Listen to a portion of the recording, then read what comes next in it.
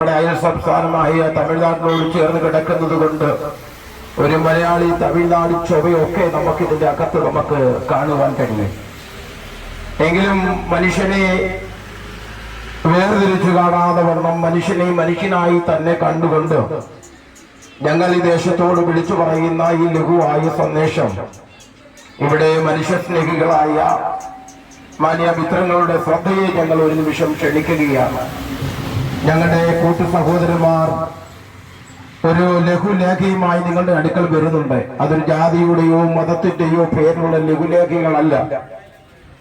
കാരണം ഞങ്ങൾ ജാതിയെക്കുറിച്ച് പറയുവാനോ മതത്തെക്കുറിച്ച് പറയുവാനോ ഏതെങ്കിലും ഒരു ദൈവത്തിന്റെ വർണ്ണനെ കുറിച്ച് പറയുവാനോ അല്ല ഞങ്ങൾ ഈ ദേശത്ത് എത്തപ്പെട്ടിരിക്കുന്നത് എന്നുള്ളത് വളരെ സ്നേഹപൂർവ്വം ഞങ്ങൾ നിങ്ങളോട് അറിയിക്കുകയാണ്. നമ്മുടെ ജീവിതത്തിൽ നാം അനുഭവിക്കുന്ന നിരവധി പ്രതിസന്ധികളുണ്ട്. നിരവധി പ്രശ്നങ്ങളും പ്രതികൂലമായ അവസ്ഥയിൽ കൂടിയൊക്കെയാണ് നാം കടന്നു പോകുന്നത്. നോർമലായ ഒരു മനുഷ്യൻ കടന്നു പോകുന്ന നിരവധി പ്രതിസന്ധികളുണ്ട്. കുടുംബപരമായി കടന്നു പോകുന്ന നിരവധി പ്രതിസന്ധികളുണ്ട്. മദ്യപാനവും മയക്കുമരുന്നും കഞ്ചാവും കുടുംബത്തിന്റെ അടിത്തറകളെ ഇളക്കുകയാണ്. കുടുംബ ബന്ധങ്ങളെ തകർക്കുന്നു.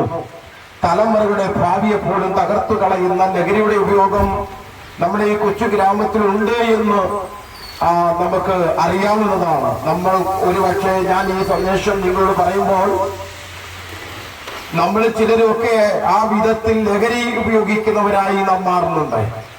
അതുകൊണ്ട് ഞങ്ങൾ ഈ ദേശത്തോട് വിളിച്ചു പറയുന്ന ഒരു കൗൺസിലിംഗ് സന്ദേശം, നിങ്ങളുടെ ജീവിതത്തിന്റെ അകത്ത് സമാധാനപൂർണമായി എങ്ങനെ നമുക്ക് ജീവിക്കുവാൻ കഴിയും. സമാധാനം ഒരുപക്ഷെ കാംക്ഷിയായിരിക്കും എന്റെ ശബ്ദം കേൾക്കുന്ന ഒരുപക്ഷെ താങ്കൾ. അസ്വസ്ഥതകളും അസമാധാനങ്ങളും നിറഞ്ഞ ഒരു ലോകത്തിലാണ് നാം ജീവിക്കുന്നത് എന്നുള്ള യാഥാർത്ഥ്യം ഉൾക്കൊണ്ട് തന്നെയാണ് ഞങ്ങൾ നിങ്ങളോട് ഈ സന്ദേശം കൈമാറുന്നത്. കർത്താവിന്റെ വചനത്തിൽ പറയുന്നു, മദ്യപാനി ദൈവരാജ്യം അവകാശമാക്കുകയില്ല എന്ന് രേഖപ്പെടുത്തിയിരിക്കുന്നു. അവ എന്താണ് ദൈവരാജ്യമെന്നും മനുഷ്യന് ദൈവരാജ്യത്തിൽ കടക്കാൻ കഴിയുമോ എന്നും നിരവധി കാര്യങ്ങൾ വ്യത്യസ്ത തലങ്ങളിലുള്ള തത്വശാസ്ത്ര സംഹിതകളിലും മതപരമായ നമ്മൾ അനുഷ്ഠാനിക്കുന്ന പ്രമാണങ്ങളിലുമൊക്കെ അവിടുന്ന് പറയപ്പെടുന്നുണ്ട്. ഈ പറയപ്പെടുന്ന ഏറ്റവും കാതലായ മുഖ്യമായ ഒരു സന്ദേശം എന്ന് പറയുന്നത് മനുഷ്യന് മരണശേഷം ഒരു ജീവിതമുണ്ട് എന്ന് പല മതങ്ങളുടെയും പ്രമാണങ്ങളും കർമാചാരങ്ങളും ഒക്കെ നമ്മെ പഠിപ്പിക്കുന്നുണ്ട്.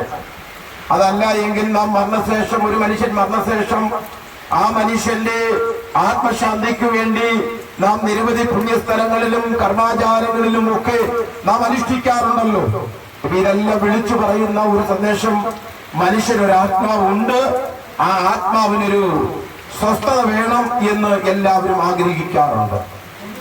ആ ആഗ്രഹം നമ്മൾ പല മാർഗങ്ങളാണ് അവലംബിക്കുന്നത്. എന്നാൽ എല്ലാ മാർഗങ്ങളെ പോലെ ഒരു മാർഗം അവലംബിക്കലല്ല ഈ കവലയിൽ വന്ന് ഞങ്ങൾ പ്രസംഗിക്കുന്നത്. കാരണം നാളെ ഇന്നുകൊണ്ട് ഞങ്ങൾ ചെയ്തു പോയ പല മാർഗങ്ങളും പരാജയപ്പെട്ടപ്പോൾ ഞങ്ങളുടെ ജീവിതത്തിൽ സമാധാനത്തോടും സന്തോഷത്തോടും ആനന്ദത്തോടും ഇഹലോകത്തിൽ ജീവിക്കുവാൻ ഞങ്ങൾക്ക് പ്രേരകമായി മാറിയത് ഒരു മാർഗമാണ്. ആ മാർഗത്തിന്റെ സത്തയാണ് ഞങ്ങൾ ഈ ദേശത്തോട് ഞങ്ങൾ വിളിച്ചു പറയുന്ന ഞങ്ങളുടെ സന്ദേശം എന്ന് പറയുന്നത്.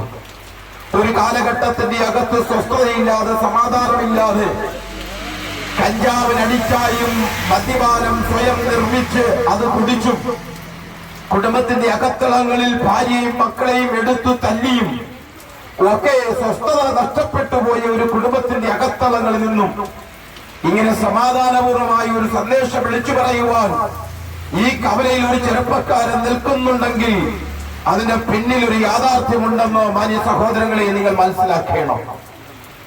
മദ്യത്തിന്റെയും മയക്കുമരുന്നിന്റെയും ലഹരിയിൽ മനസ്സിന്റെ സുബോധാവസ്ഥ നഷ്ടപ്പെട്ട് എത്രയോ കൊലപാതകങ്ങളും കൊലപാതക പരമ്പരകളും നമ്മുടെ ദേശത്ത് നടക്കുന്നുണ്ട്. പിഞ്ചു ബാലികകളെ മാംസപ്പുക്കുകളായി കണ്ടുകൊണ്ട് തെരുവിൽ വലിച്ചെറിയുന്ന ഒരു കാലമല്ല ഈ കാലഘട്ടം. 5ഉം 6ഉം 10ഉം വയസ്സായ പിഞ്ചു ബാലികകളെ പീഡിപ്പിച്ച് കണ്ട കവലകളിലും തോടുകളിലും വലിച്ചെറിഞ്ഞുകൊണ്ട് എത്രയോ കിരാതന്മാർ നമ്മുടെ സമൂഹത്തിൽ വളർന്നുകൊണ്ടിരിക്കുന്നു. ഇങ്ങനെ പീഡിപ്പിച്ച പീഡികന്മാരെ പലപ്പോഴും ജയിലിനകത്ത് നല്ല ഭക്ഷണം കൊടുത്ത് വളർത്തുകയല്ലോ. ഇതൊക്കെ കണ്ടില്ല എന്നും കേട്ടില്ല എന്ന് നടിച്ച് എത്ര നാൾ നമുക്ക് കടന്നു പോകാൻ പറ്റും? ഒരുപക്ഷെ എന്റെ സംസാരം കേൾക്കുന്ന നിങ്ങൾക്കുമുണ്ടാകും പിഞ്ചു കുഞ്ഞുങ്ങൾ, പിഞ്ചോമനകൾ. അവര് സ്കൂളിൽ പഠിക്കാൻ കടന്നുവിടുകയാണ്. അവര് പഠിച്ച് നല്ല നിലയിൽ എത്താനാണ് നമ്മുടെ ആഗ്രഹം. പക്ഷേ സ്കൂളുകളിലും കോളേജ് തലങ്ങളിലും ഒക്കെ അനുഭവപ്പെടുന്നത് അവരുടെ തിക്തമായ അനുഭവങ്ങളിലെല്ലാം നമ്മൾ ശ്രദ്ധിക്കാറുണ്ട്. കഴിഞ്ഞ ദിവസം തെമ്മല പോലീസ് സ്റ്റേഷനിൽ ഞാൻ എത്തപ്പെടുവാനിടയായി. ആ പോലീസ് സ്റ്റേഷനിൽ എത്തപ്പെട്ടപ്പോൾ ആ പോലീസ് സ്റ്റേഷനിൽ പിടിക്കപ്പെട്ട ഒരു യുവനക്കാരൻ, 20 വയസ്സുള്ള യുവനക്കാരനെ പിടിക്കപ്പെടുവാനിടയായി. എന്തിന്? കഞ്ചാവിന് അടിച്ചാളവൻ. മദ്യവെച്ചു വാഹനം ഓടിച്ചതിനാണ് പിടിച്ചത്. ആ സഹോദരനുമായി ഒരു 5 മിനിറ്റ് സംസാരിച്ചപ്പോൾ ആ സഹോദരൻ പറയുകയാണ്, ഞാൻ എന്റെ 8ാമത്തെ വയസ്സ് മുതൽ ഞാൻ ലഹരി ഉപയോഗിക്കുകയാണ്. നോക്കിയേ, നമ്മുടെ പിഞ്ചോമനകൾ കളിച്ചു വളരേണ്ട, ലാളനം അനുഭവിക്കേണ്ട പിഞ്ചോമനയുടെ കയ്യിലേക്ക് ഈ മയക്കുമരുന്നിന്റെ ഈ സാന്നിധ്യം എത്തിച്ചു കൊടുക്കുന്നത് ആരാണ്? മുതിർന്നവരായ നമുക്ക് ഓരോരുത്തർക്കും അതിന് ഉത്തരവാദിത്വമുണ്ട്. മാതാപിതാക്കളാകുന്ന നമുക്ക് ഓരോരുത്തർക്കും അതിന് ഉത്തരവാദിത്വങ്ങളുണ്ട്. ആ ഉത്തരവാദിത്വം എങ്ങനെ നിർവഹിക്കാൻ കഴിയും? ഒറ്റ ആൻസറേ അതിന്റെ അകത്ത് പറയുവാനുള്ളൂ. അനാത്മീകമായ കുടുംബത്തിന്റെ അകത്ത് അനാത്മീകമായ സന്താനങ്ങൾ ജനിക്കുന്നത് പോലെ ആത്മീയമായ ഒരു കുടുംബത്തിന്റെ അകത്ത് നിന്ന് സമൂഹത്തിന്റെ അകത്ത് ധാർമ്മിക ബോധമുള്ള ഒരു തലമുറ ജനിക്കുവാൻ കഴിയത്തുള്ളൂ. ധാർമ്മിക മൂല്യം നഷ്ടപ്പെട്ടു പോയ സമൂഹത്തിന്റെ അകത്ത് ധാർമ്മികതയോടെ വളർന്നു വരാൻ കഴിയണമെങ്കിൽ അതിന്റെ പിന്നിൽ ഒരു മാർഗമുണ്ടായിരിക്കണം. ആ മാർഗം എന്തെന്ന് ചോദിച്ചാൽ അത് സ്നേഹത്തിന്റെ മാർഗമാണ്. ഇനി ചോദിക്കും, ഏതാണ് ഈ മാർഗം? ഞങ്ങൾക്കൊന്നും പറഞ്ഞു തരൂ സഹോദര. ഒരുപക്ഷെ നിങ്ങളുടെ മനസ്സിന്റെ അകത്ത് നിങ്ങൾ ചോദിച്ചിരിക്കും. ഞങ്ങൾ സവിസ്തരം ഞങ്ങളുടെ ധൈര്യസമ്മേതം ധൈര്യപൂർവ്വം ഈ കവലിൽ നിന്ന് ഞങ്ങൾക്ക് പറയാൻ കഴിയും. ഞങ്ങളെ അസമാധാനത്തിൽ നിന്നും സമാധാനത്തിലേക്കും അസന്തുഷ്ടിയിൽ നിന്നും സന്തോഷപരമായ ജീവിതത്തിലേക്കും ഞങ്ങളെ വലിച്ചടിപ്പിച്ച ഒരു സ്നേഹമുണ്ട്. അതാണ് കാൽവരി കൊലക്കളത്തിന്റെ അകത്ത് മൂന്നാണിയിൽ തളയ്ക്കപ്പെട്ട നസ്രാനായ യേശു ക്രിസ്തുവിന്റെ സ്നേഹമാണ് ഞങ്ങളെ പാടി വിളിച്ചത്. എന്താണ് ഈ സ്നേഹത്തിന്റെ പ്രത്യേകത? സഹോദര, പെറ്റമ്മ മറന്നുപോയാലും ജനിപ്പിച്ചവർ നമ്മെ തള്ളിക്കളഞ്ഞാലും ഈ സമൂഹം നിന്നെ ഉപേക്ഷിച്ചാലും കർത്താവിന്റെ സ്നേഹം നിന്നെ മാടി വിളിക്കുന്നു. ദൈവവചനത്തിൽ പറയുന്നു, നിന്റെ പാപം എത്ര കടുംചുവപ്പായിരുന്നാലും അതിനെ ഹിമം പോലെ വെളുപ്പിക്കുവാൻ യേശു ക്രിസ്തുവിന്റെ രക്തത്തിനല്ലാതെ മറ്റൊരു രക്തത്തിന് കഴിയത്തില്ല. അപ്പൊ കാൽവരിയിൽ മരണപ്പെട്ട ആ രക്തം എന്ത് രക്തമാണ്? അത് മാനവരാശിയുടെ പാപങ്ങൾ കൊണ്ട് നിറയപ്പെട്ട രക്തമല്ല, മറിച്ച് സ്വർഗത്തിലെ ദൈവം, സാക്ഷാൽ ദൈവം, ജഡമത